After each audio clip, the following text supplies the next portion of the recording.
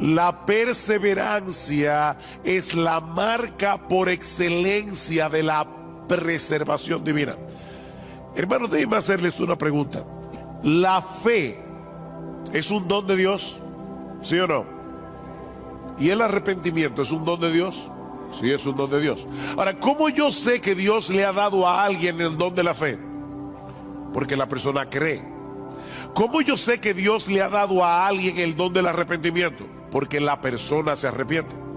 Bueno, ¿cómo yo sé que Dios está preservando a alguien?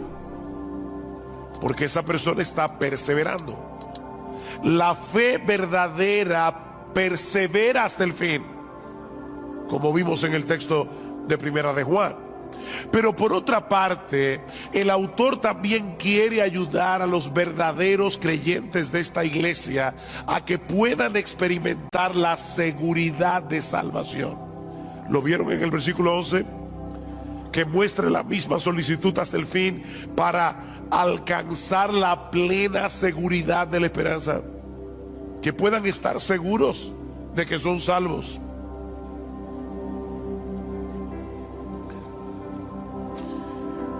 Mis hermanos, se puede ser un verdadero creyente y no tener certeza de que lo eres.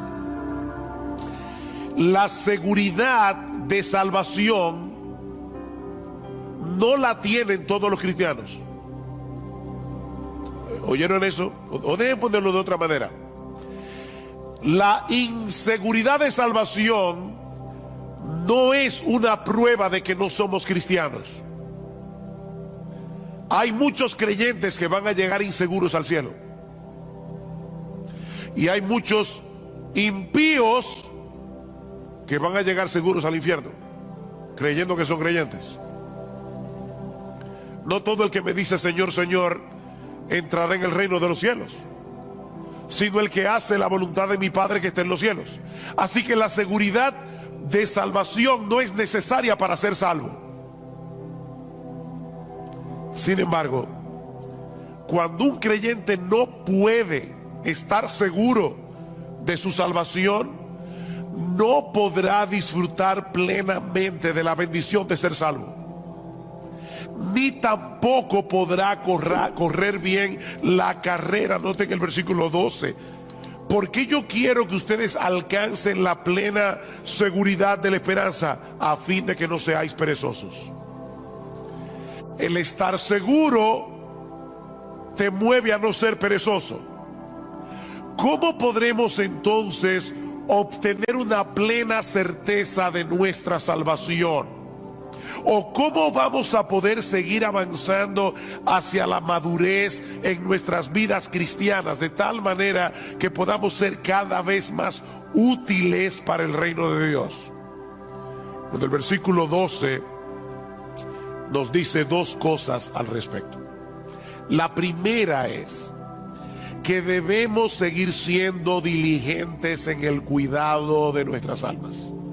Debemos ser diligentes en el cuidado de nuestras almas. Versículo 12.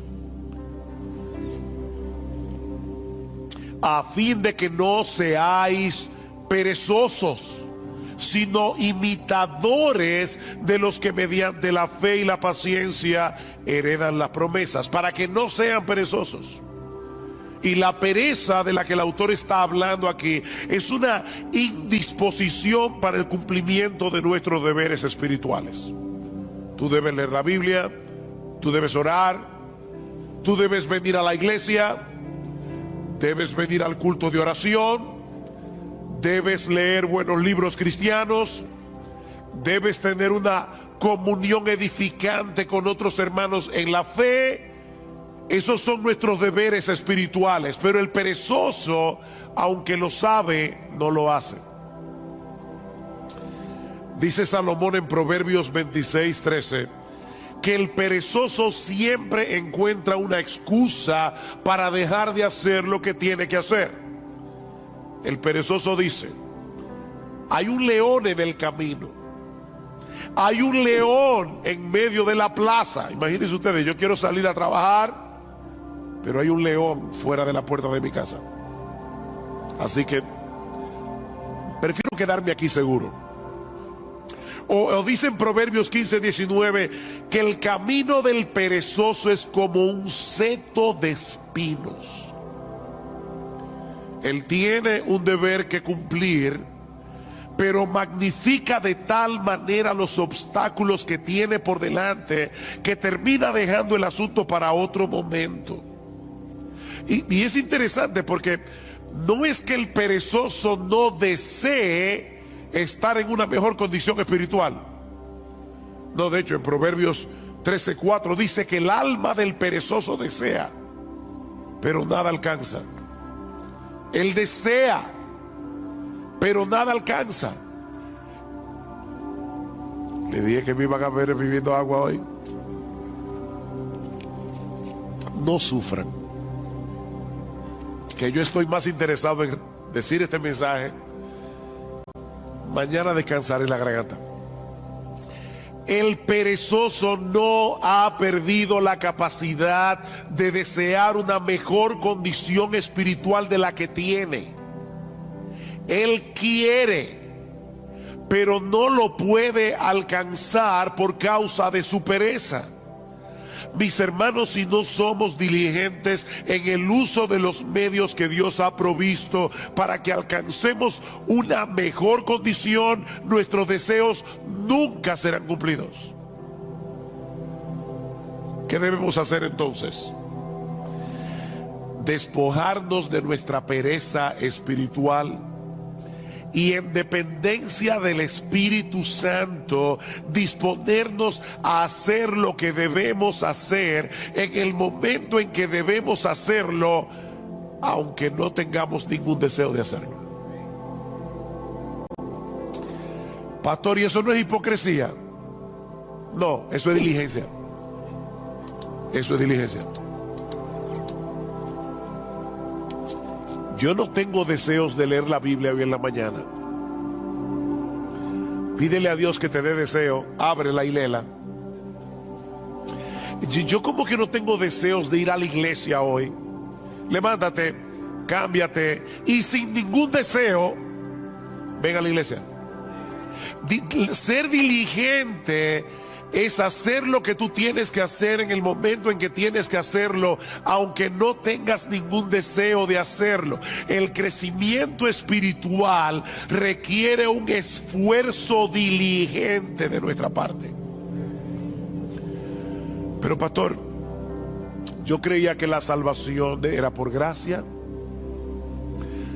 Y lo que usted está diciendo de verdad parece oponerse a la doctrina de la gracia. Si es por gracia, yo no tengo que hacer nada para merecer la bendición de Dios. Tú tienes razón. Si es por gracia, no es por mérito. La gracia se opone al mérito, pero no se opone al esfuerzo. De hecho, Pablo le dice a Timoteo en 2 Timoteo capítulo 2, Timoteo, esfuérzate en la gracia. Esfuérzate en la gracia. La gracia se opone a nuestros méritos. La gracia no se opone a nuestro esfuerzo. Es en el contexto de nuestra diligencia que podemos disfrutar de la bendición de Dios. No porque ese esfuerzo nos haga merecer que Dios nos bendiga, sino porque Dios ha decretado que seamos bendecidos siendo nosotros diligentes, usando los medios de gracia, la lectura regular de la palabra, la vida de oración privada y corporativa, congregarnos con el pueblo de Dios en el día del Señor, participar de la Santa Cena como haremos esta noche, leer buenos libros cristianos. Dios ha decretado fortalecer nuestra salud espiritual haciendo uso de esos medios. Pero el hecho de esforzarnos por hacer esas cosas no nos hacen merecedores de nada.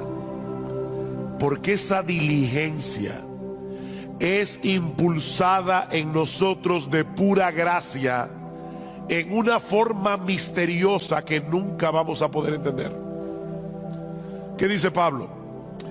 Por tanto, amados míos, como siempre habéis obedecido, no como en mi presencia solamente, sino mucho más ahora en mi ausencia, ocupaos en vuestra salvación con temor y con temblor, porque Dios es el que produce en vosotros así el querer como el hacer por su buena voluntad.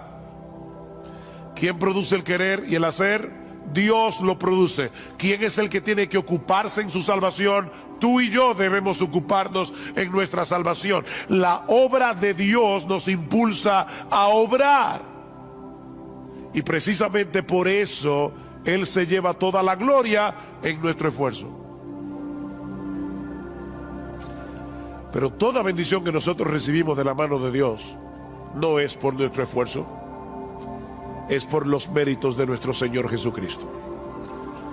Bendito el Padre, el Dios y Padre de nuestro Señor Jesucristo, que nos bendijo con toda bendición espiritual en los lugares celestiales en Cristo, según nos escogió en Él desde antes de la fundación del mundo. Todo lo que nosotros disfrutamos de la mano de Dios es únicamente por Cristo. O déjeme decirlo de otra manera: aún los medios de gracia que Dios nos ha provisto y el impulso para hacer uso de esos medios son un regalo de gracia. Pero somos tú y yo los que debemos disponernos a hacer lo que tenemos que hacer, no para ganarnos su favor, sino porque ya fuimos favorecidos. Así que no es un asunto de méritos, es un asunto de confianza en Dios. Una confianza que nos mueve a hacer lo que Él dice que debemos hacer para mantener una buena salud espiritual.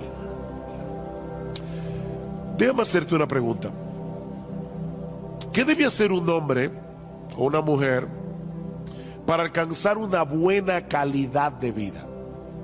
En la Biblia dice que yo no puedo añadir a mi estatura un codo por más que me afane. O sea, yo me voy a morir el día que me voy a morir. Por eso alguien decía: come saludable, ve al gimnasio y muérete a pesar de todo. Eso no es lo que tú vas a ver en los gimnasios, pero es una realidad.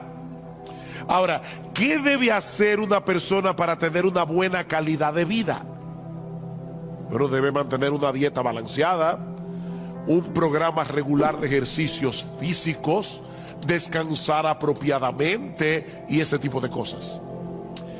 Dios ha diseñado nuestros cuerpos para que responda a la dieta, al ejercicio, al descanso. Si yo soy responsable en el cuidado de mi cuerpo, aún así puede ser que me enferme y que me muera antes de cumplir 40 años, pero lo cierto es que esas son las cosas que yo debo hacer en mi responsabilidad para tener una buena calidad de vida. ¿No es así? Si Dios determina otra cosa, amén, pero yo debo ser responsable en darle a mi cuerpo el cuidado que necesita. Ahora, cuando yo hago todo eso, como balanceado, hago ejercicio, descanso, ¿lo hago para merecer la salud? No es un asunto de méritos. Es un asunto de responsabilidad y de confianza en que Dios me dice que lo haga. Si yo estoy enfermo y me tomo la medicina que el médico prescribió, no es para merecer ser sanado, sino porque confío en el médico. ¿No es así? Mi deseo de ser sanado y mi confianza en la capacidad del médico es lo que me hace hacer lo que él me dice. Bueno, hermanos, lo mismo ocurre con nuestra vida espiritual. Pablo dice a Timoteo: ejercítate para la piedad. O como lo traduce la Biblia de las Américas, disciplínate a ti mismo para la piedad. Eso es algo que nadie puede hacer por ti. Ya no esperes que tú te vas a levantar por la mañana. Wow, qué deseo yo tengo de salir a correr 5 millas. No. A veces los que corren y hacen ejercicio físico no tienen deseo de levantarse, pero ellos lo hacen por responsabilidad. Bueno, tampoco esperes que todas las mañanas tú te vas a levantar con un impulso para leer tu Biblia.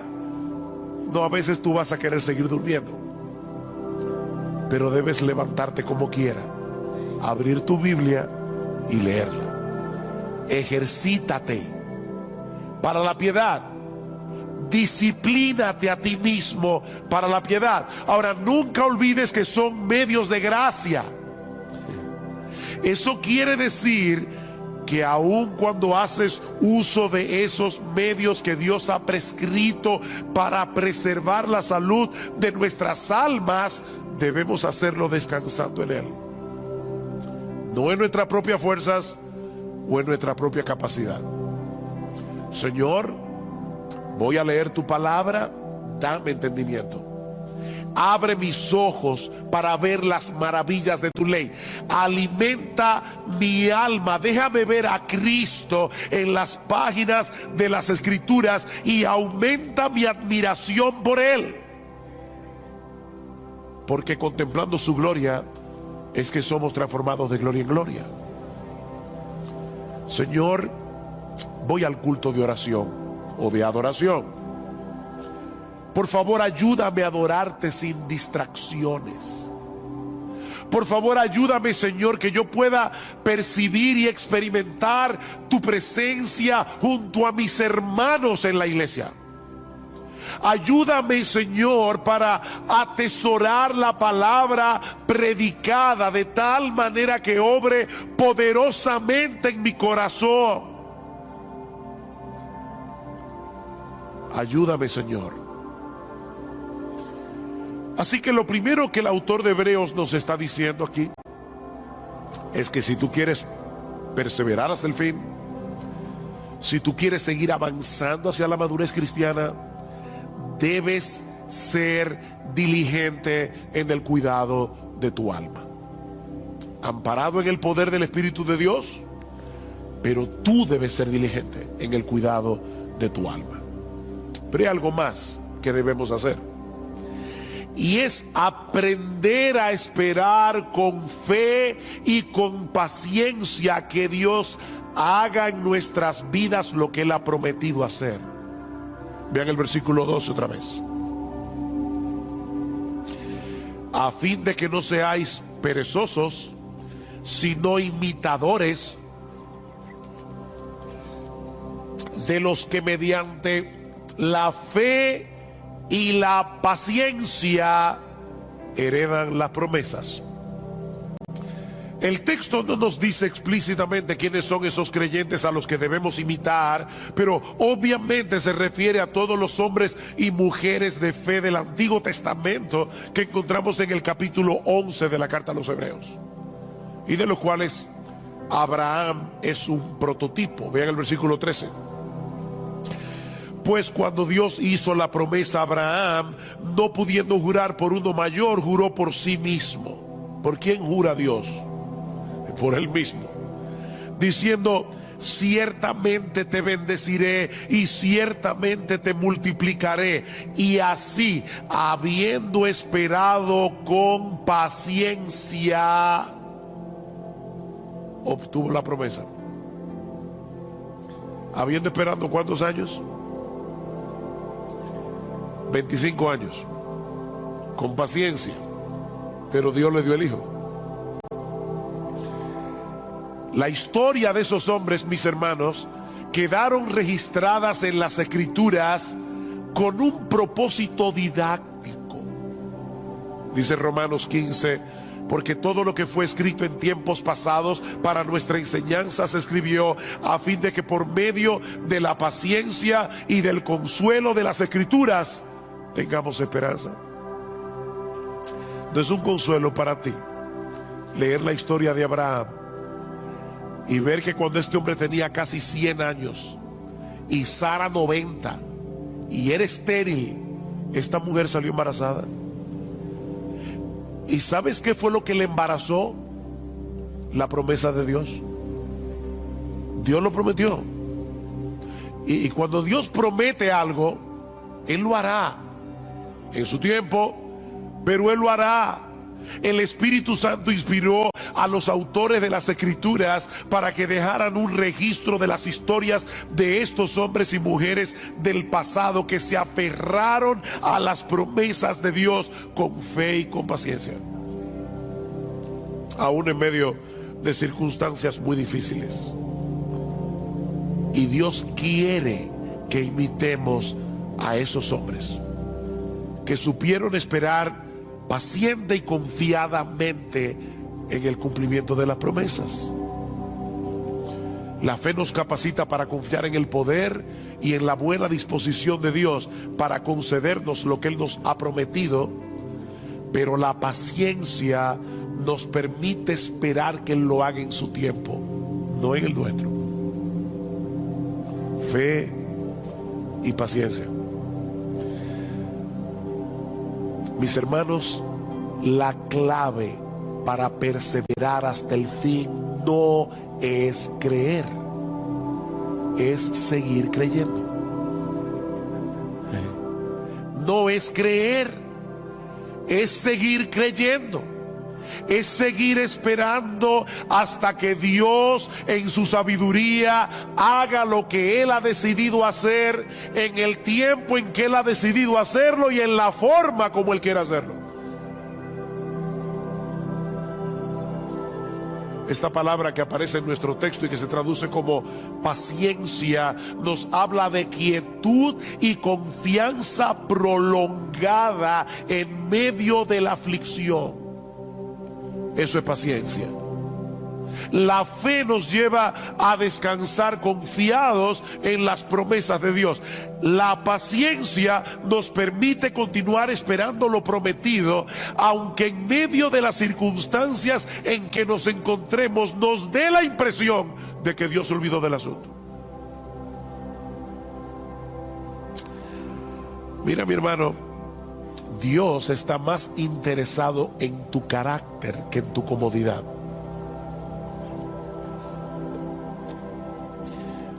Él quiere llevarte a depender más de Él, a que tú entiendas cuánto lo necesitas. Si tú llamas una vez y no se te abre, y llamas otra vez y no se te abre, y vuelves a llamar y no se te abre, y por eso dejas de llamar, puede ser que todavía tú no hayas entendido cuánto tú necesitas la bendición de Dios. Eso quiere decir que tu fe necesita ser fortalecida. ¿Y sabes cuál es la lagartija que fortalece la fe? Yo no sé cómo le llamarán ese ejercicio en otra parte de América Latina, pero los push-ups, no sé cómo decirle. ¿Sabes cuál es el ejercicio que fortalece la fe? Seguir esperando a la promesa de Dios. Esperar fortalece la fe. Dice en Romanos 8:24 que fuimos salvados en esperanza, pero la esperanza que se ve no es esperanza. Pues, ¿por qué esperar lo que uno ve? O como lo dice en otra versión, ¿quién espera lo que ya tiene? Es en la espera que se fortalece nuestra fe. Aquellos que han sabido unir la fe con la paciencia seguirán llamando y seguirán llamando y seguirán llamando hasta que le abran la puerta. Dice el salmista en el Salmo 123: a ti levanto mis ojos, oh tú que reinas en los cielos. He aquí como los ojos de los siervos miran a la mano de su Señor, como los ojos de la sierva a la mano de su señora. Así nuestros ojos miran al Señor hasta que se apiade de nosotros. ¿Por cuánto tiempo? Hasta que se apiade. Salmo 130: espero en el Señor, En Él espera mi alma y en su palabra tengo mi esperanza. Mi alma espera al Señor más que los centinelas a la mañana. Sí, más que los centinelas a la mañana. ¿Te das cuenta, mi hermano, la insistencia de la Biblia en el hecho de esperar? Si no aprendes a esperar, vivirás frustrado. Te vas a frustrar con Dios, porque el horario de Dios casi nunca encaja con nuestras expectativas. Te vas a frustrar. Dios pudo hacer el mundo en un segundo, pero lo hizo en 6 días. Y dice que al principio la tierra estaba desordenada y vacía, y Dios la fue trabajando poco a poco, poblando la tierra hasta hacerla productiva. Dios hace las cosas en su tiempo. Mi hermanos, no es como a nosotros nos parece mejor, sino es como Él sabe que es lo mejor. Ustedes recuerdan cuando Elías le oró a Dios. Había una sequía de 3 años y medio. Y el Señor no envió la lluvia de inmediato. Elías le dice a su criado: ve a ver si tú ves algo en el cielo. El criado regresó diciendo: yo no veo nada. Vuelve otra vez. Nada. Vuelve otra vez. Nada. Vuelve otra vez. ¿Saben cuántas veces volvió el criado? 7 veces. Óigame, hay que tener paciencia. En este caso del criado con Elías. Pero ya no te dije que no hay nada. Ve otra vez. Finalmente el criado llega y le dice: veo una pequeña nube como la palma de un hombre que sube del mar. Cuando Gloria y yo fuimos a visitar a nuestra hija en Medio Oriente, aquel lugar es desértico, casi nunca llueve. De hecho, desde abril hasta noviembre no hay nubes en el cielo, nunca, nada de nubes, ni una sola. Ahora imagínate en ese desierto que alguien vea una nube del tamaño de la palma de una mano que está subiendo del mar y dice: ay, parece que va a llover. Elías, que entendía perfectamente el modo de obrar de Dios, le dice al criado: sube y dile a Acab: prepara tu carro y desciende para que la fuerte lluvia no te detenga. Y sucedió que al poco tiempo el cielo se oscureció con nubes y viento y hubo una gran lluvia.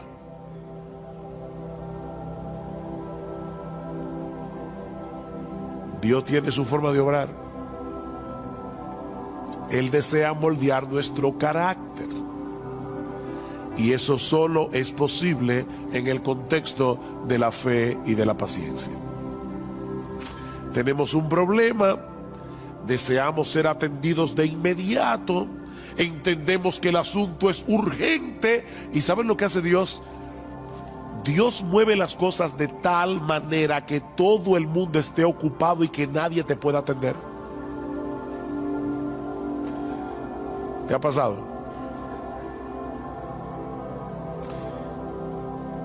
¿Sabes qué es lo que Dios está haciendo?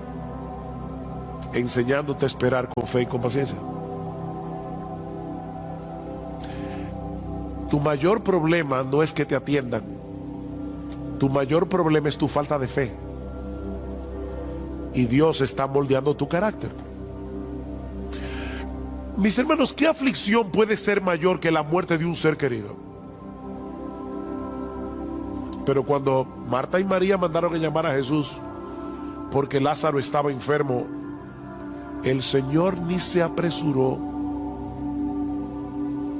Él esperó pacientemente a que el problema se pusiera peor para mostrar más abundantemente su poder. Lázaro finalmente murió y Cristo lo levantó de los muertos. Y en el proceso le enseñó a Marta y a María a esperar con fe y con paciencia. La hija de Jairo, cuando este hombre acudió a Cristo, su hija aún vivía, pero el Señor otra vez se entretuvo en el camino tratando otro caso, el de la mujer que tenía flujo de sangre. Y ustedes saben lo que sucedió. La niña muere y Cristo de nuevo la levanta de los muertos. Estas historias están en la Biblia, mis hermanos, para enseñarnos algo. Cristo dejó que esa niña muriera para que nosotros aprendiéramos a tener fe y paciencia. A veces va a parecernos que el Señor no nos está haciendo caso. ¿Recuerdan la mujer sirofenicia?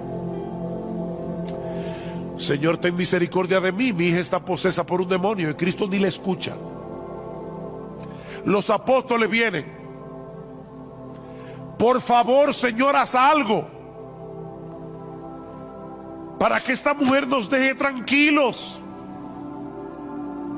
No es correcto quitarle el pan de los hijos para dárselo a los perrillos. Yo vine primero a los perdidos de la casa de Israel.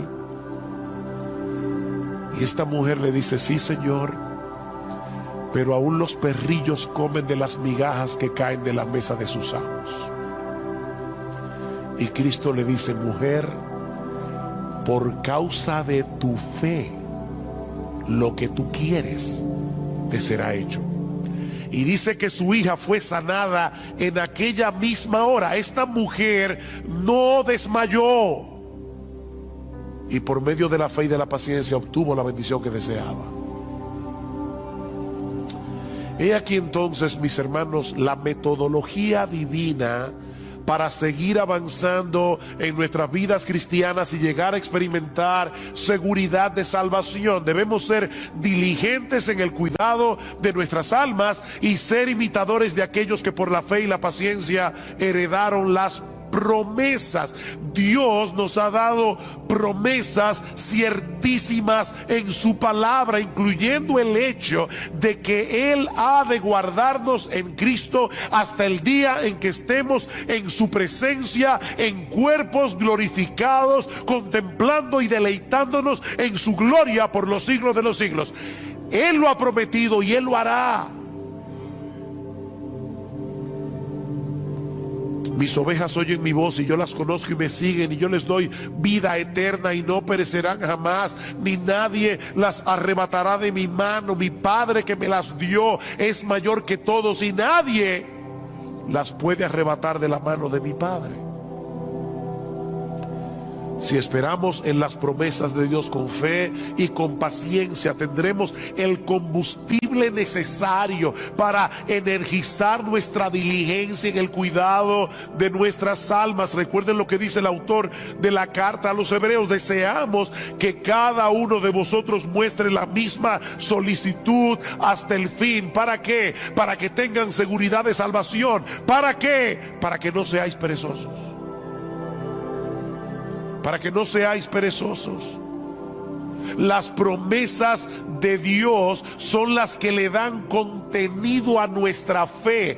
Creer en Dios es confiar en su fidelidad para cumplir lo que Él ha prometido sobre la base de la obra consumada de Cristo a nuestro favor.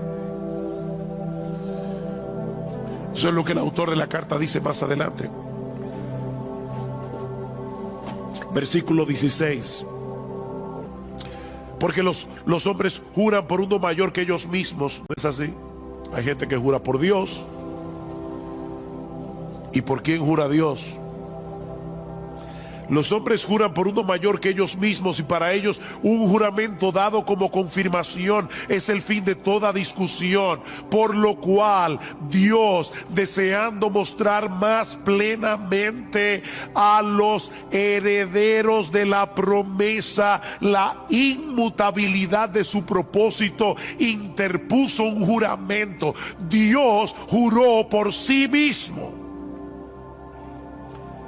a fin de que por dos cosas inmutables, en las cuales es imposible que Dios mienta, los que hemos buscado refugio seamos grandemente animados para asirnos de la esperanza puesta delante de nosotros.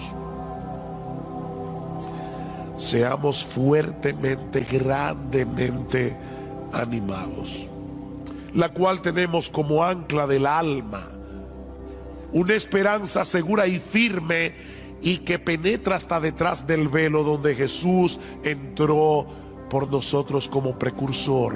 ¿Recuerdan cuando el sumo sacerdote entraba al lugar santísimo con la sangre del animal y rociaba el propiciatorio? Bueno, allí entró Jesús con su sangre para decirle a su Padre y a los ángeles: yo derramé mi sangre por este hijo mío. La justicia de Dios ya está satisfecha. Es imposible que Él termine en otro lugar que no sea en mi presencia. Aférrate a esa promesa. Aférrate a esa promesa. Mira, mi hermano, en la misma medida en que seamos capaces de esperar con fe y con paciencia en las promesas de Dios, en esa misma medida seremos capaces de poner toda diligencia en el cuidado de nuestras almas. Eso es lo que dice Pedro al inicio de su segunda carta. Recuerdan, y voy a leer la Biblia de la Reina Valera. Dice: como todas las cosas que pertenecen a la vida y a la piedad nos han sido dadas por su divino poder, mediante el conocimiento de aquel que nos llamó por su gloria y excelencia, por medio de las cuales nos ha dado preciosas y grandísimas promesas, para que por ellas llegaseis a ser participantes de la naturaleza divina, habiendo huido de la corrupción que hay en el mundo a causa de la concupiscencia.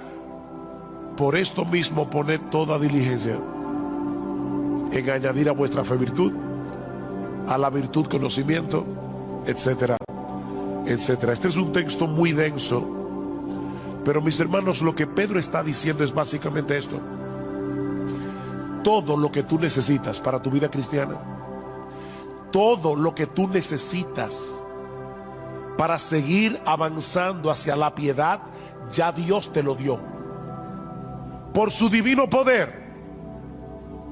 Eso es parte del paquete de la salvación.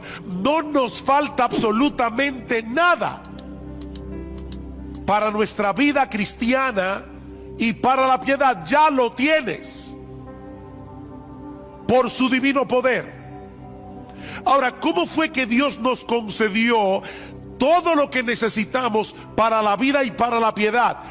Mediante el conocimiento de aquel que nos llamó por su gloria y excelencia. ¿No le suena raro eso? Aquel que nos llamó por su gloria y excelencia. ¿Cómo Dios llama por su gloria y excelencia? Muy fácil. Dios abrió los ojos de nuestro entendimiento para que pudiéramos ser capaces de ver con deleite la gloria y las excelencias de Jesús, lo que lo hacen a Él el ser más hermoso, el ser más deleitoso de todo el universo. Y de esa manera Dios nos atrajo a Jesús por su gloria y excelencia.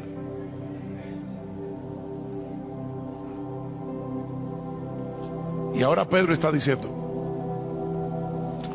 el hecho de saber que el poder omnipotente de ese Dios que nos llamó por su gloria y excelencia está obrando en nosotros hasta que estemos en su presencia en cuerpo y almas glorificados, es una poderosa motivación para poner toda diligencia en añadir a vuestra fe virtud, a la virtud conocimiento.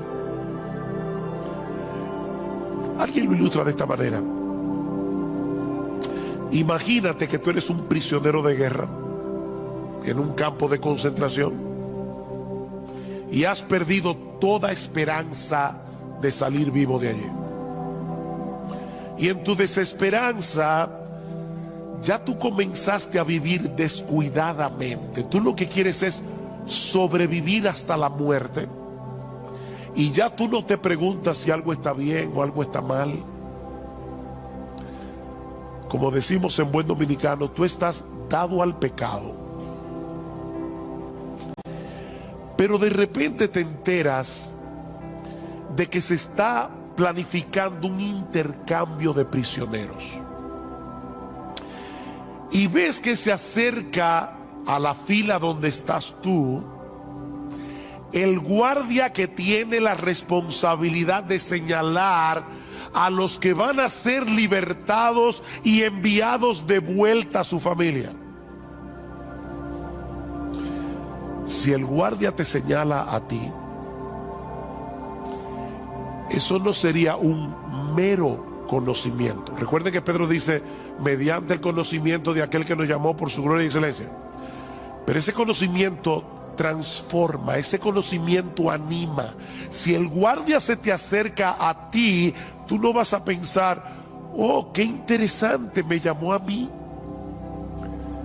No, mi hermano, en ese momento el poder de la esperanza va a energizar todo tu cuerpo y tu alma, porque sabes que has sido llamado para ser de nuevo un hombre libre.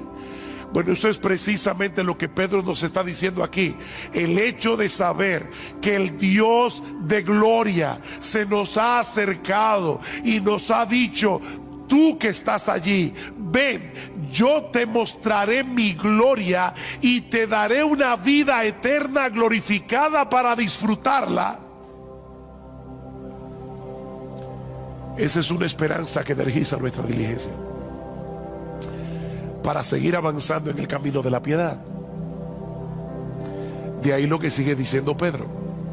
Como ustedes tienen esas preciosas y grandísimas promesas, vosotros también, poniendo toda diligencia por esto mismo, añadid a vuestra fe virtud, a la virtud conocimiento, al conocimiento dominio propio, al dominio propio paciencia, a la paciencia piedad, a la piedad afecto fraternal y al afecto fraternal amor. ¿Se dan cuenta? Este texto concluye como comienza Hebreos 6. Pedro lo pone al revés. Esperar con fe y con paciencia en las promesas de Dios es lo que nos hace diligentes para añadir a la fe virtud, a la virtud conocimiento y así sucesivamente. Mis hermanos, no hay forma de avanzar sin esperanza. Y la esperanza se alimenta de las promesas de Dios. Solo si aprendemos a esperar en ellas con fe y con paciencia. Promesas, esperanza, fe y paciencia. Y ahora yo te pregunto, ¿qué tanto tú estás alimentando tu esperanza con las promesas de la palabra de Dios?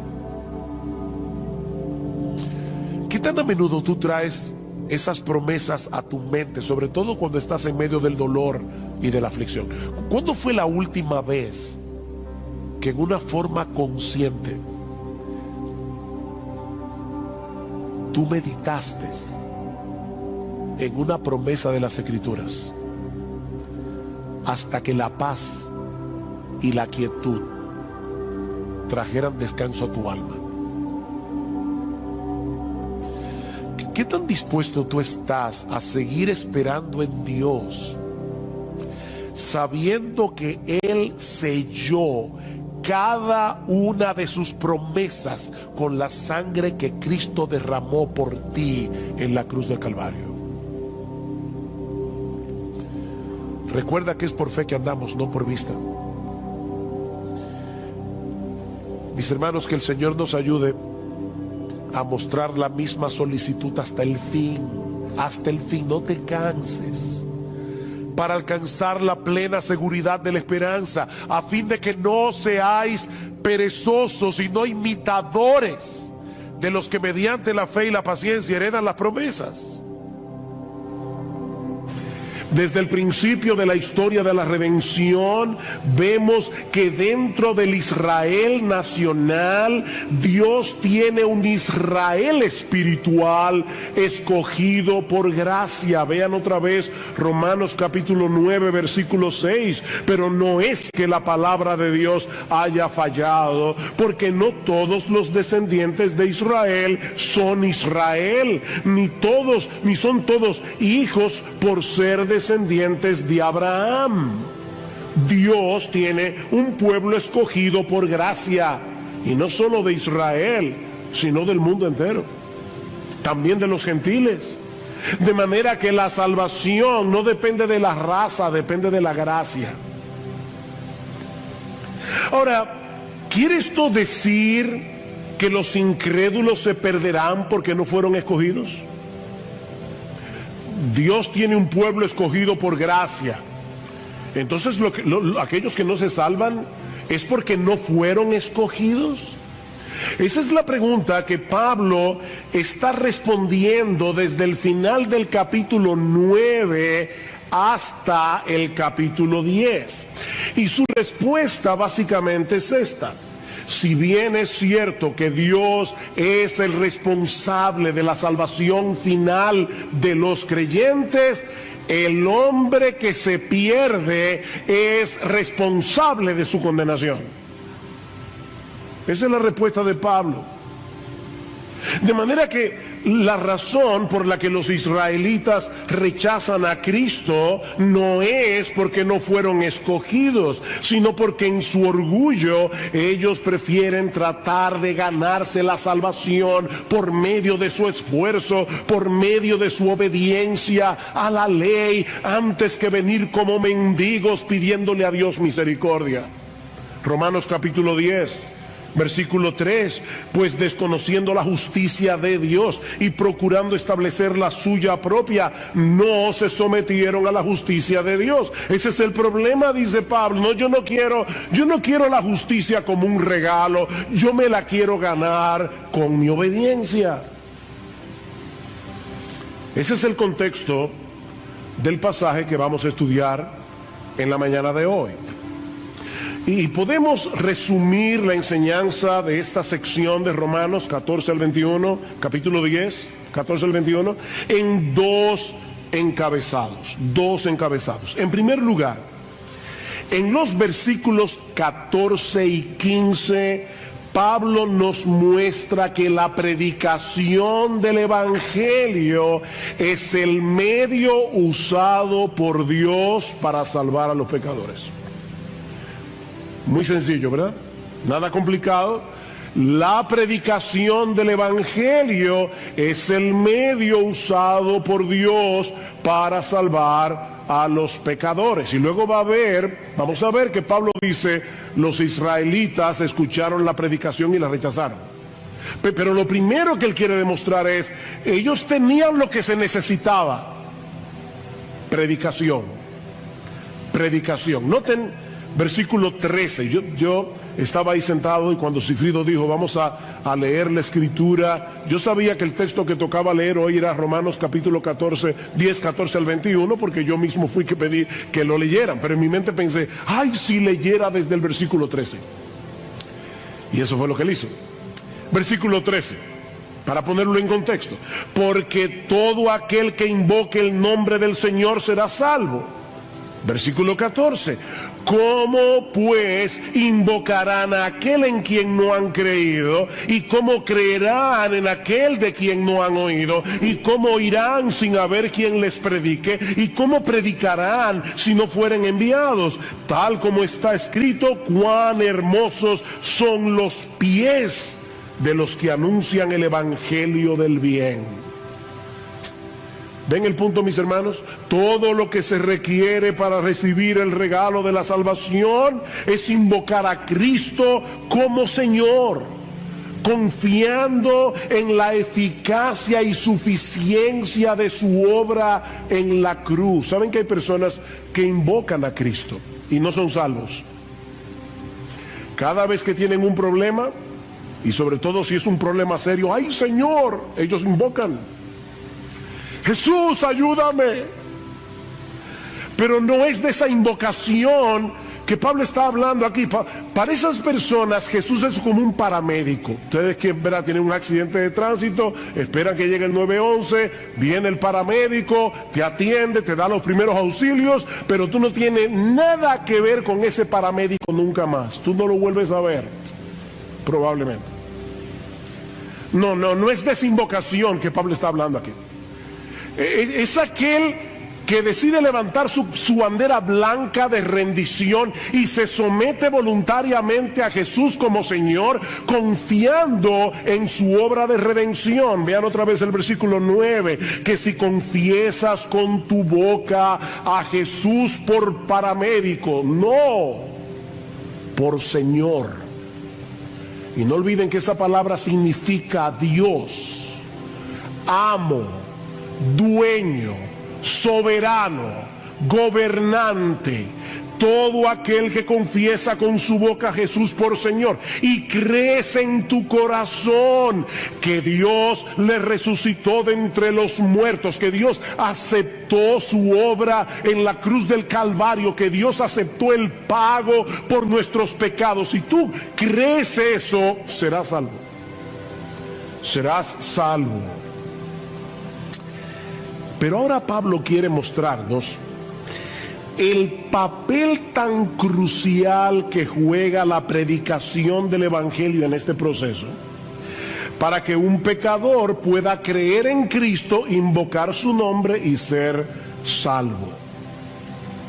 Nadie puede invocar el nombre del Señor a menos que sepa quién es el Señor y lo que Él hizo para salvar a pecadores, y Él crea en esos hechos acerca del Evangelio.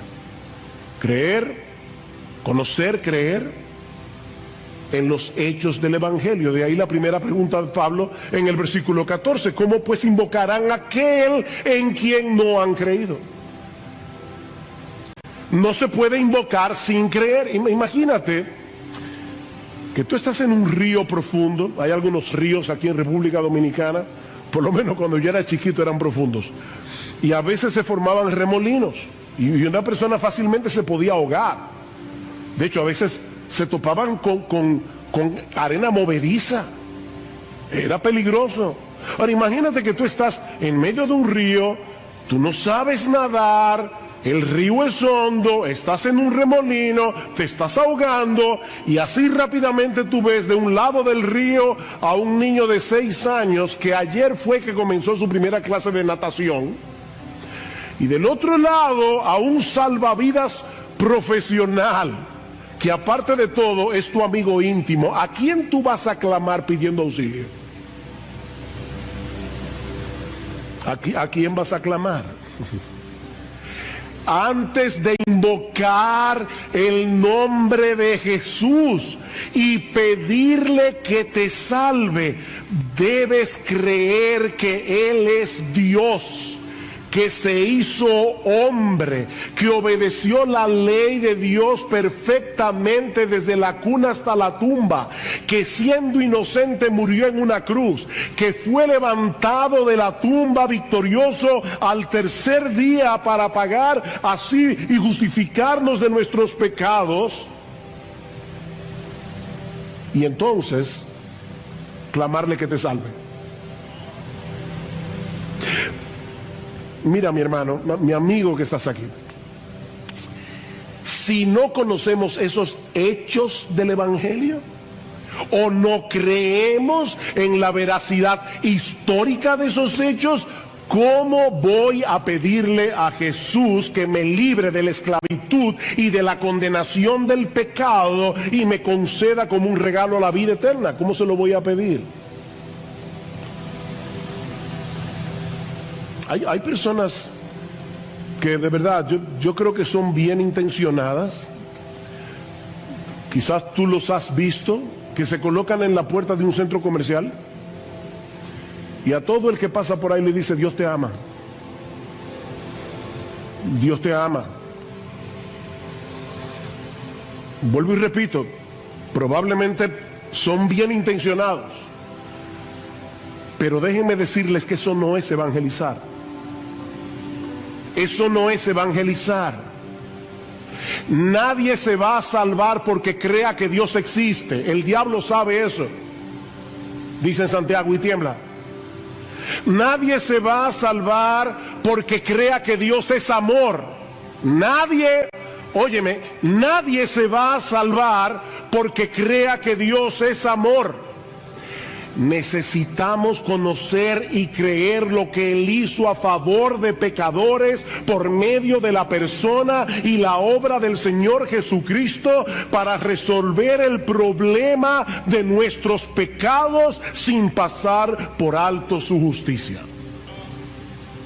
Y no es que hay que ser un teólogo para salvarse, no hay que ser un teólogo. Estas son verdades muy sencillas del Evangelio. Lo que estoy diciendo es que se requiere un conocimiento esencial, un conocimiento fundamental de los hechos del Evangelio para creer, invocar y ser salvo. Somos pecadores. Merecemos el infierno, merecemos la condenación, ser condenados en el tribunal de Dios. Pero el Dios hombre, Jesucristo, pagó por nuestros pecados. ¿Es difícil de entender? De manera que la salvación es por gracia, es por medio de la fe. Porque Dios hizo por medio de Jesucristo todo lo que había que hacer para conceder la salvación como un regalo a todo el que venga clamando por misericordia. ¿Es eso difícil de entender? Pero eso nos lleva de la mano a la siguiente pregunta. Versículo 14. ¿Cómo pues invocarán a aquel en quien no han creído? ¿Y cómo creerán en aquel de quien no han oído? ¿Ven el punto? Ese conocimiento acerca de Jesús, acerca de lo que Él hizo en la cruz del Calvario, no se adquiere por intuición. No es que un día tú te levantaste y dijiste, ven acá, Jesús, ¿qué fue lo que hizo Jesús? Y te pones a razonar y llegas a la conclusión de que Él murió por nuestros pecados. No, eso no pasa así.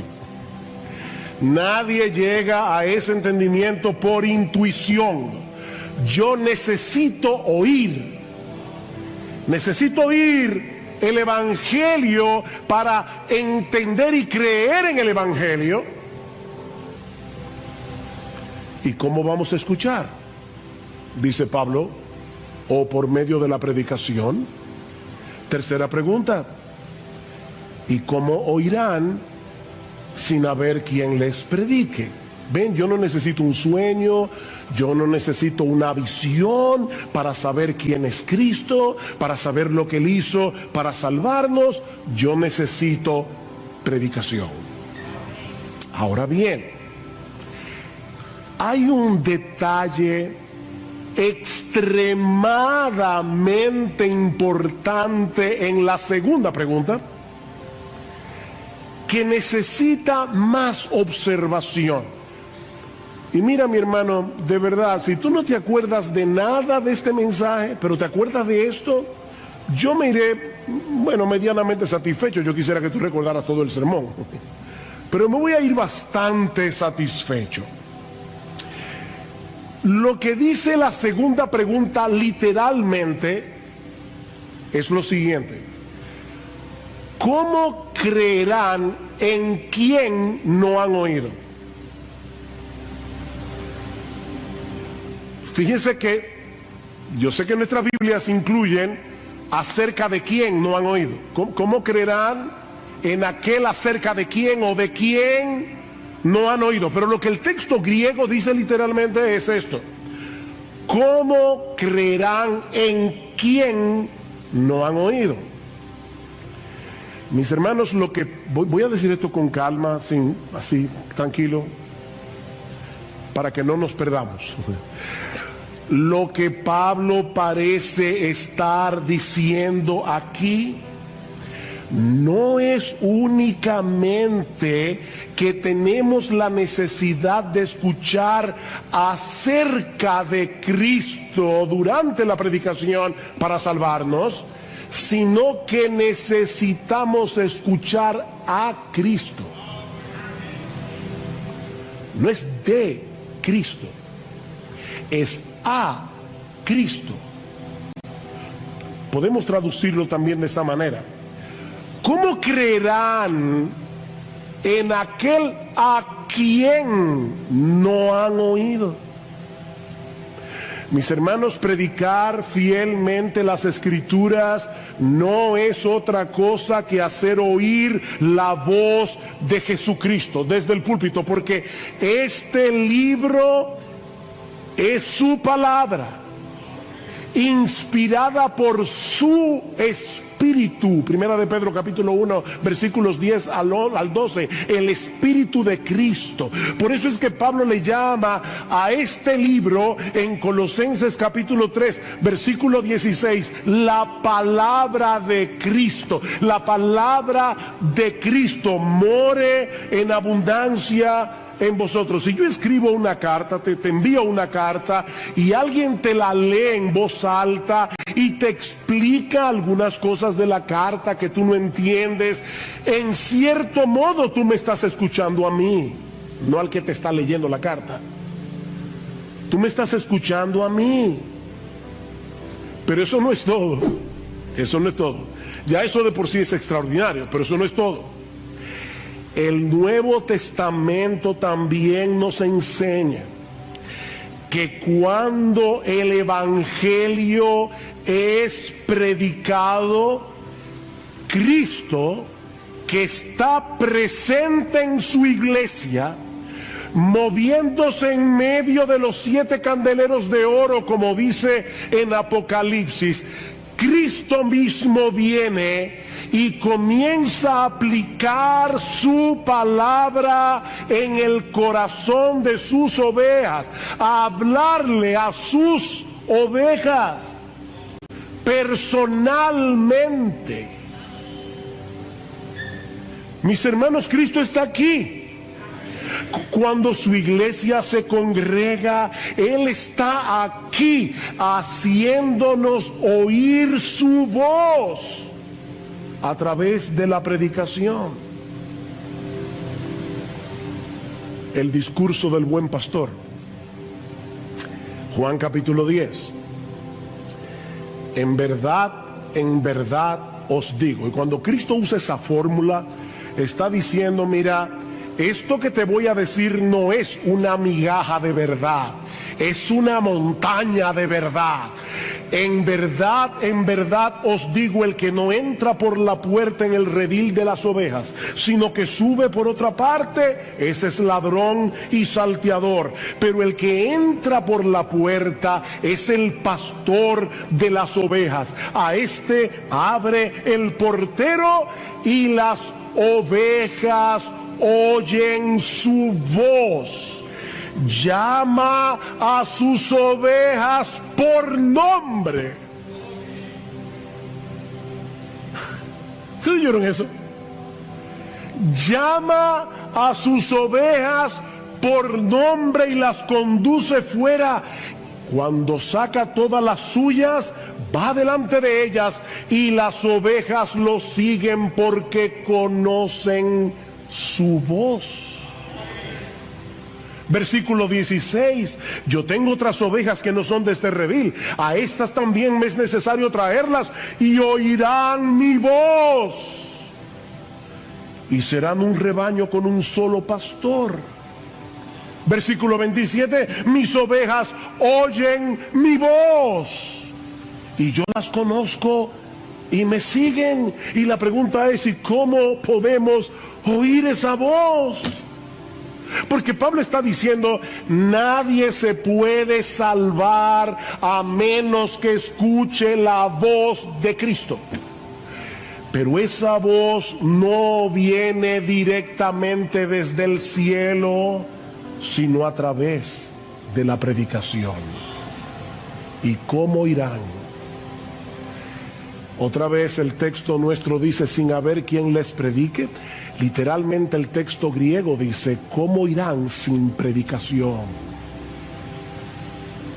¿Cómo irán sin predicación? Es a través de la predicación del Evangelio que las ovejas de Cristo escuchan su voz. Es lo mismo que vemos en el capítulo 2 de la carta de Pablo a los Efesios.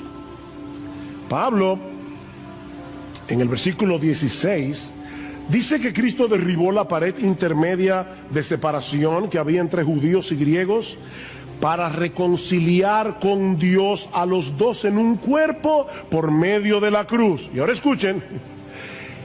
Y vino y anunció paz a vosotros que estabais lejos y paz a los que estaban cerca. Vino. ¿Y cuándo Cristo fue a Éfeso? Cristo nunca salió de Israel, de los contornos. Lo más lejos que él llegó fue a Sidón y a Tiro, arriba en el norte. ¿Cuándo Cristo estuvo en la ciudad de Éfeso? Escuchen cómo John Stott responde esta pregunta. El mismo Cristo que una vez hizo la paz mediante su cruz, predica la paz mediante sus heraldos, sus predicadores, sus pregoneros. Y otro teólogo llamado Gustav Wingren, él dice lo siguiente, perdonen el nombre tan raro, pero me encanta la cita. Es la predicación la que provee los pies sobre los que Cristo camina para acercarse a nosotros y alcanzarnos. La predicación tiene un único objetivo y es que Cristo pueda venir a aquellos que se han reunido a escuchar. ¡Wow! Miren, mis hermanos, yo tengo la convicción de que los creyentes vendríamos a la iglesia con otra actitud si recordáramos que la predicación de la palabra no es un mero estudio bíblico. Es el medio a través del cual Jesucristo se hace presente y hace oír su voz a través de la voz de un predicador.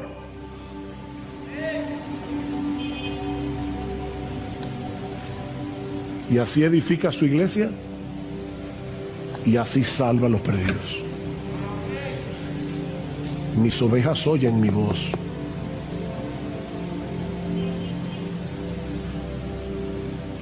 Pablo dice en 2 Corintios 5:19 que Dios nos encargó a nosotros la palabra de la reconciliación. Así que somos embajadores en nombre de Cristo, como si Dios rogase por medio de nosotros, otra vez literalmente, como Dios rogando por medio de nosotros. Os rogamos en nombre de Cristo, reconciliados con Dios. Mis hermanos, los predicadores no somos simples mensajeros. Los predicadores no somos simples maestros. Somos mensajeros, somos maestros, pero somos más que eso. Somos embajadores. Un embajador es aquel que ha sido oficialmente llamado y comisionado para hablar en nombre de su gobierno y con la autoridad de su gobernante. Por eso es que nosotros nos paramos aquí a predicar, porque no venimos a negociar esto. No venimos a preguntar, ¿tú qué piensas? Vamos a hacer una mesa redonda. No estamos haciendo ninguna mesa redonda. Estamos aquí como embajadores del Rey de Reyes, del Señor de Señores, diciéndole al mundo, así dice Jehová. Y todo el mundo debe escuchar su voz. No estamos negociando nada. Estamos anunciando algo en nombre de Dios. En nombre de Dios. De ahí la cuarta pregunta de Pablo en el versículo 15. ¿Y cómo predicarán si no son enviados?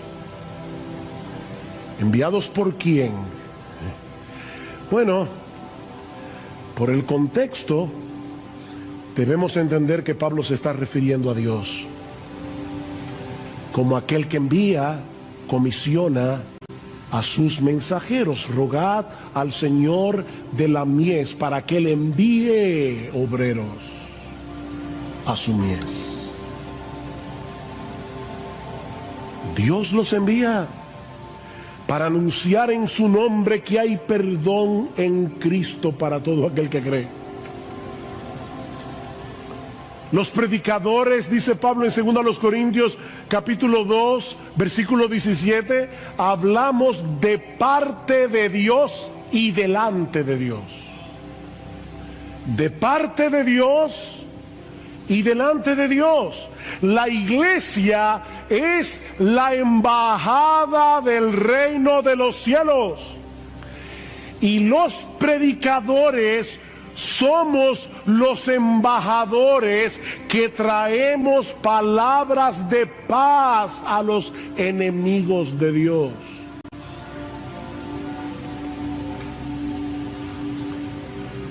Estamos anunciando que Jesucristo, el Dios encarnado, pagó la deuda de nuestros pecados y que ahora Dios ofrece perdón, reconciliación, vida eterna por medio de Jesucristo para todo aquel que cree.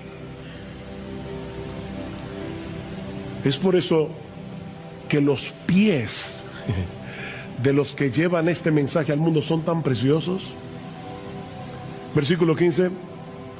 Cuán hermosos, tal como está escrito, cuán hermosos son los pies de los que anuncian el evangelio del bien. Y Pablo está citando aquí un pasaje que se encuentra en Isaías 52. Y otra vez, esas cosas, ¿verdad?, difíciles que yo a veces digo desde el púlpito. Isaías 52 está exactamente antes de Isaías 53. ¿Y de qué habla Isaías 53? Del sufrimiento del siervo de Jehová. Pero escuchen lo que dice el profeta Isaías en el capítulo 52, versículo 6, hablando de lo que iba a ocurrir cuando los israelitas regresaran del exilio babilónico. Por tanto, mi pueblo conocerá mi nombre, así que en aquel día comprenderán que yo soy el que dice: heme aquí. Qué hermosos son sobre los montes los pies del que trae buenas nuevas, del que anuncia la paz, del que trae las buenas nuevas de gozo, del que anuncia la salvación y dice a Sión: tu Dios reina. Qué hermosos son esos pies.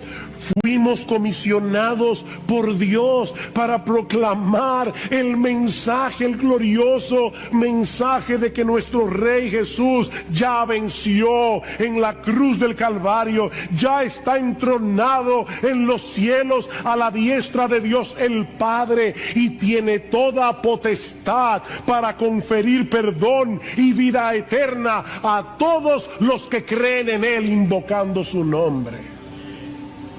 Cuán hermosos son esos pies. Mis hermanos, qué privilegio para los que predican y qué privilegio para los que escuchan. No el que escucha a un predicador, no importa quién sea, es el que escucha la voz de Jesucristo a través del predicador. ¡Qué privilegio! ¡Qué privilegio! Dios estableció predicadores para hacer oír a través de ellos la voz del buen pastor. Mi amigo, no esperes ver una visión, no esperes escuchar una voz del cielo. Escucha a sus embajadores.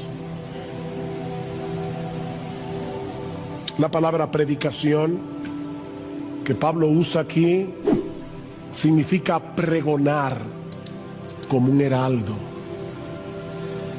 Se aplica primariamente, no únicamente, pero primariamente a los hombres que han sido llamados por Dios, comisionados por Dios para predicar públicamente su palabra. Pero ¿saben qué?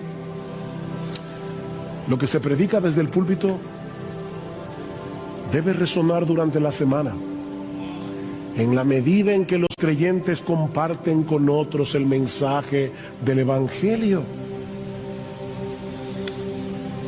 Santificad a Dios el Señor en vuestros corazones, dice Pedro en el capítulo 3, versículo 15. En otras palabras, escucha la voz de Cristo y obedécela. Santifica al Señor en tu corazón.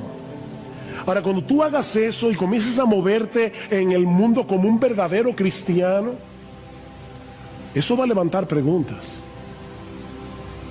Y Pedro dice, y estad siempre preparados para presentar defensa con mansedumbre y reverencia ante todo el que demande razón de la esperanza que hay en vosotros. Todo el mundo volviéndose loco por el coronavirus. El esposo tratando de largarse de la casa, la esposa tratando de matarlo, y los vecinos viendo este hogar cristiano y se preguntan, ¿qué es lo que esta gente tiene?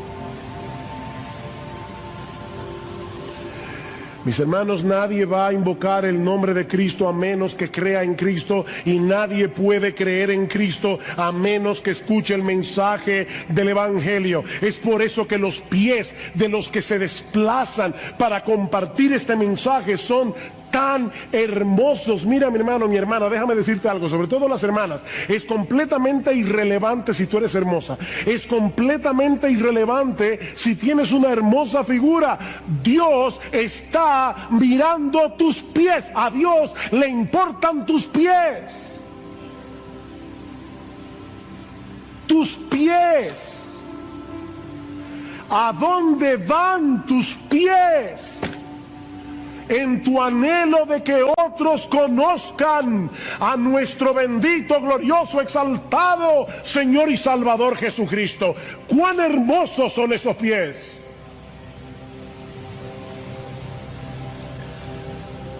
Viene a mi memoria el famoso corredor ateniense Filípides. Cuando Grecia derrotó el imperio persa en la batalla de Maratón, año 490 antes de Cristo, el general Milcíades reclutó a su soldado más veloz, Filípides, para ir a Atenas a dar las buenas nuevas de que ellos habían vencido, de que los persas habían sido derrotados. Y cuenta la historia que Filípides corrió tan rápido los 42 kilómetros que había entre los campos de Maratón y la ciudad de Atenas, que cuando llegó a la ciudad, con su último aliento solo pudo decir, hemos vencido, y ahí cayó muerto.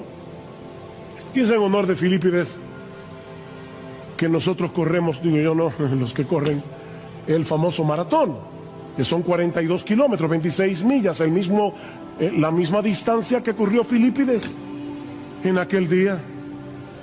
Oh mis hermanos, el mensaje que nosotros tenemos que comunicar es infinitamente más importante que el que corredor alguno haya comunicado jamás. Cristo venció en la cruz, el diablo fue derrotado, nuestra deuda fue saldada, completamente saldada, y ahora Dios ofrece en el Evangelio perdón y vida eterna a todo aquel que cree.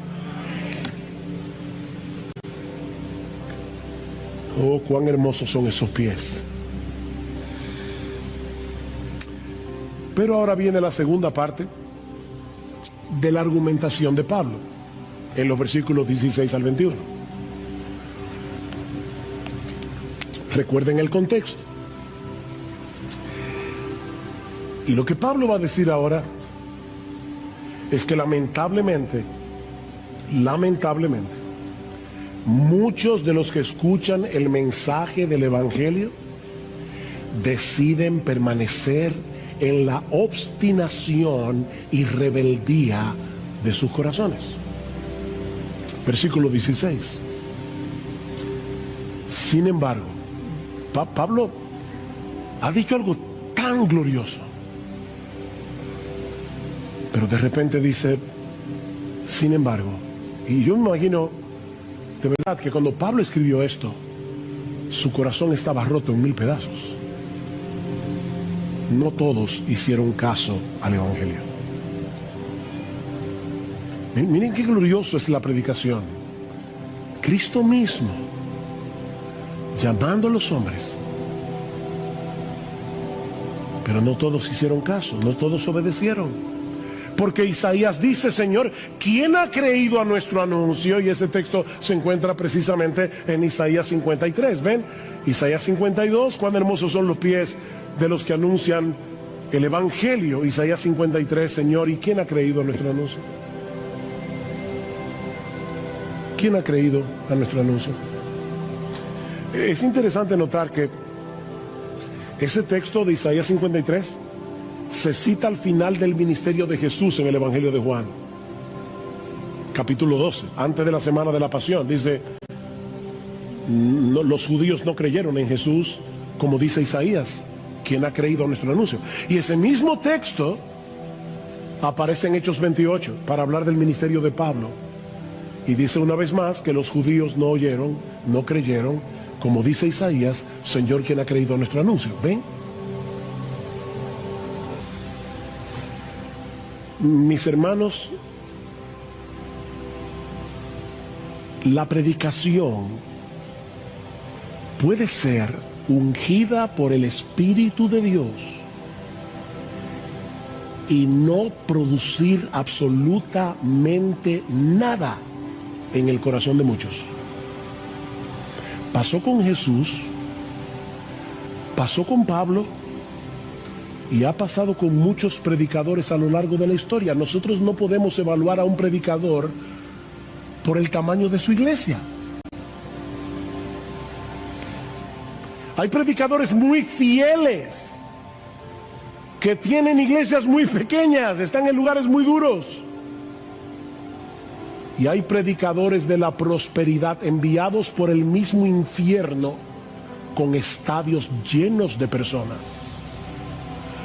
Porque dice que se amontonarán gente teniendo comezón de oír. Eso es lo que la gente quiere oír, no este mensaje del Evangelio. No todos obedecieron al Evangelio. Lo que Pablo está diciendo es, Cristo debe ser escuchado para ser creído, y Él es escuchado por medio de la predicación del Evangelio. Versículo 17, así que la fe viene del oír, y el oír por la palabra de Cristo. La fe viene del oír. ¿El oír qué? Porque ese texto no dice, la fe viene por el oír la palabra de Cristo, ¿vieron? La fe viene por el oír, y el oír es que viene por la palabra de Cristo. ¿El oír qué? El oír la voz del mismo Cristo. Es el versículo 14 otra vez. La fe viene por el oír a Cristo, y ese oír a Cristo viene por medio de la predicación de la palabra de Cristo.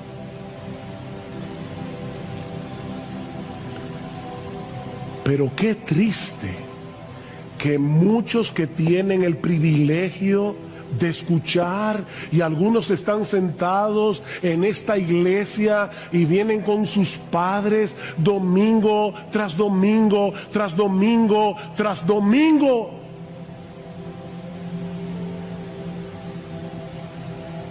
Yo recuerdo, me vino ahora a la memoria cuando yo comencé a visitar la iglesia. Alguien predicó un sermón evangelístico usando el personaje de Sansón, y él decía, Sansón no sabía que Dios se había alejado de él.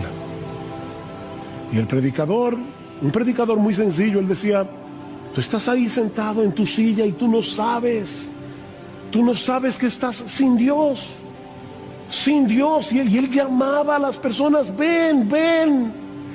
Y yo recuerdo como si fuera ayer, yo sentado en esa silla con lágrimas en mis ojos, diciendo: no voy a ir.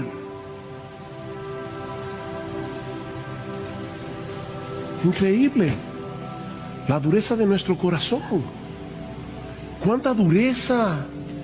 Mis hermanos, lo que Pablo está tratando de probar es que el problema de Israel no fue que no tuvieran la oportunidad de escuchar el evangelio, fue que ellos decidieron mantenerse en incredulidad.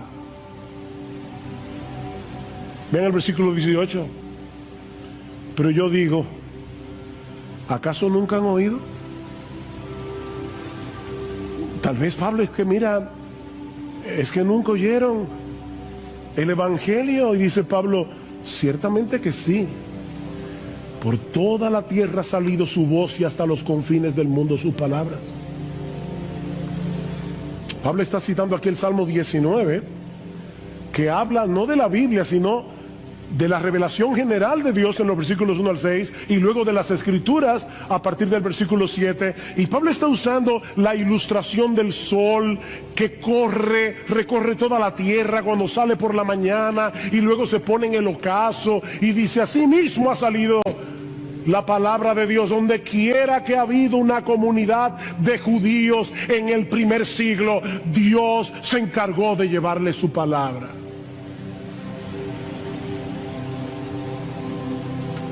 No fue que no escucharon, fue que no quisieron creer. Mi amigo, ese es tu problema. Tu problema es que tú sabes muy bien lo que el evangelio dice. Tú sabes que tú eres pecador. Tú sabes que vas camino al infierno. Tú sabes que Jesucristo es el Salvador, pero no te quieres someter a Él como Señor. Yo he tenido que hablar muchas veces, sobre todo con jóvenes que me dicen: pero mire, pastor, créame, yo he hecho eso muchas veces. Le he dicho: Señor, sálvame, y no pasa nada. ¿Y saben lo que yo me imagino en mi mente que está pasando? Probablemente, porque no soy Dios, no veo el corazón de nadie, pero ¿saben lo que yo creo que está pasando? Que esas personas no se quieren ir al infierno, pero tampoco quieren dejar el mundo, y están con una soga aferrados al mundo, tratando de ver qué tanto se pueden extender para agarrar a Cristo e ir al cielo, pero sin soltar su pecado, sin soltar el mundo. Así no se puede. Es invocar a Jesús como Señor. Como Señor.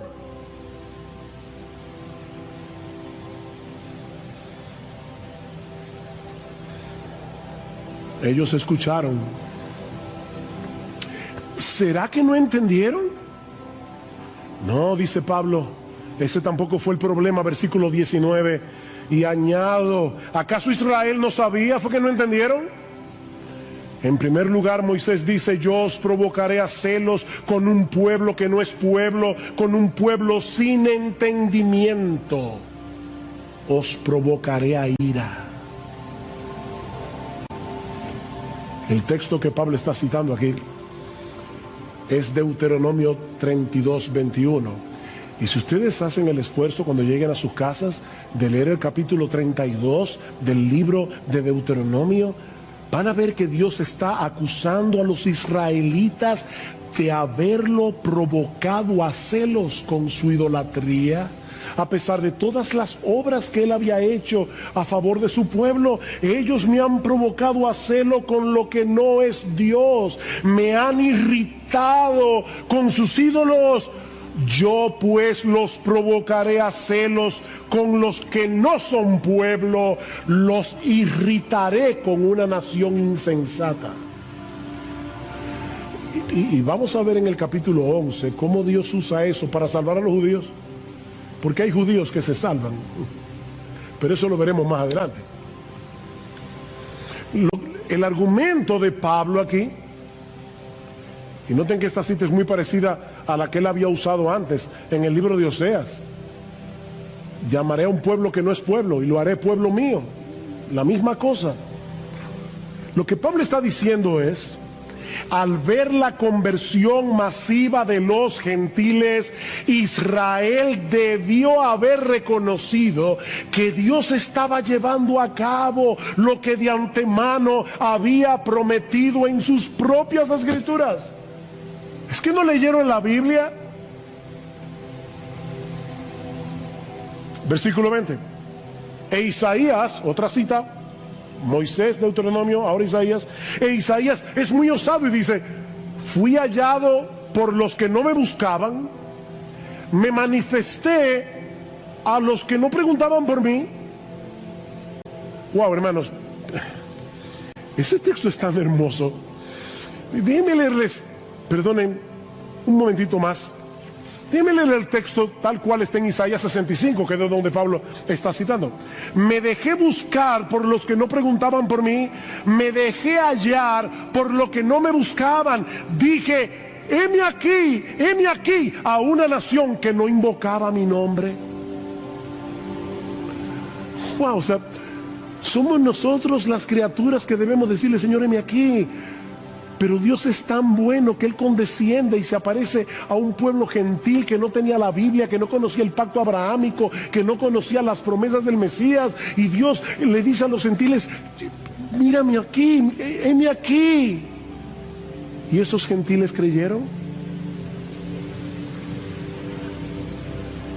Pablo acaba de cerrar su argumento, porque él comienza con lo mismo en el capítulo 9, versículo 30. ¿Qué diremos entonces? Que los gentiles que no iban tras la justicia alcanzaron justicia, es decir, la justicia que es por fe. Pero Israel, que iba tras una ley de justicia, no alcanzó la ley. ¿Ven el mismo argumento? Versículo 20. Fui hallado por los que no me buscaban. Versículo 21. Pero en cuanto a Israel, dice, y vuelve a citar a Isaías: todo el día he extendido mis manos a un pueblo desobediente y rebelde. Wow, mis hermanos, Dios se está mostrando aquí como un padre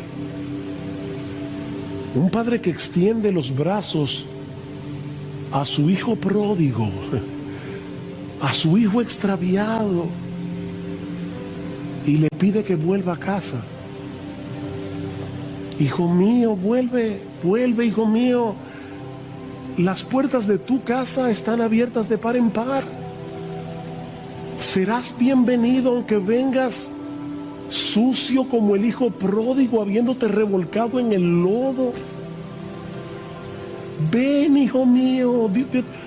¿Ustedes se imaginan eso? Dios, ven, mi hijo, ven.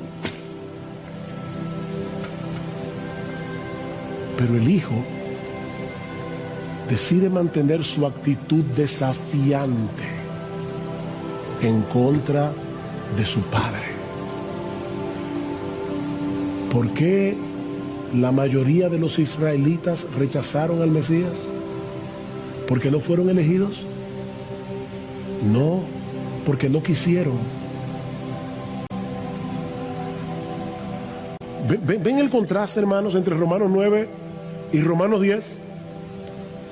En Romanos 9, Pablo enfatiza la elección soberana de Dios en la salvación de los creyentes. A partir del capítulo 9, versículo 30 y hasta el final del capítulo 10, Pablo enfatiza la responsabilidad humana en aquellos que se pierden. No podemos escoger entre una doctrina y la otra. Las dos están en la Biblia. Pero pastor, yo no entiendo. Yo tampoco. Pero Dios lo dice. Dios lo dice. Y sea Dios veraz y todo hombre mentiroso. Me recuerda al niño aquel que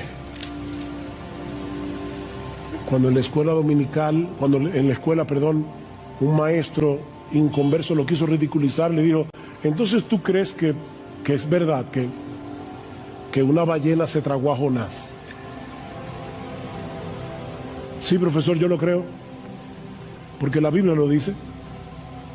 Y si la Biblia dijera que fue Jonás el que se tragó a la ballena, ¿también lo creería?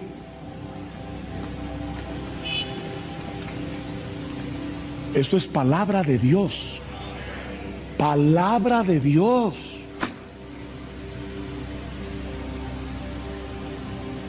Y las dos cosas están aquí: la soberanía de Dios y la responsabilidad humana. Óyeme, mi amigo, la oferta del Evangelio está disponible para el que la quiera. Dios tiene los brazos extendidos. La oferta del Evangelio está disponible para el que la quiera. Nadie que venga será rechazado, pero muchos se perderán por mantener una actitud desafiante y rebelde contra la gracia de Dios. Por eso es que no debemos perder de vista que eso incluye a un montón de religiosos,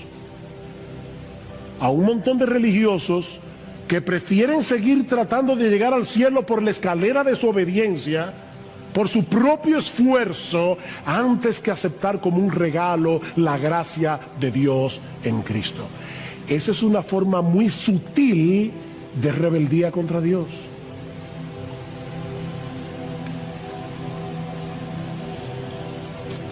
Mis hermanos,